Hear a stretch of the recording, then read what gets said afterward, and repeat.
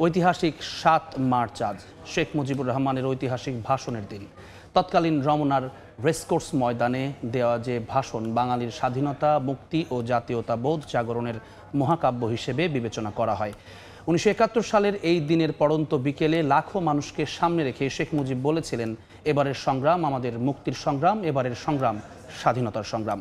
মাত্র ১৮ মিনিটের ভাষণে সেদিন তিনি যেমন বাঙালির দীর্ঘ সংগ্রাম ও আন্দোলনের পটভূমি তুলে ধরেছেন, তেমনি দেশবাসীর করণীয় সম্পর্কে সুনির্দিষ্ট দিক নির্দেশনা দিয়েছেন। এক কথায় বলা যায়, এটি ছিল মুক্তিযুদ্ধের রণকৌশল। তার এই ভাষণ যুদ্ধের সময় মুক্তিসেনাদের প্রেরণা হিসেবে কাজ করেছে। শেখ মুজিবুর রহমানের সেই ভাষণকে ২০১৭ সালের ৩০ অক্টোবর ঐতিহাসিক দলিল হিসেবে স্বীকৃতি দেয় ইউনেস্কো।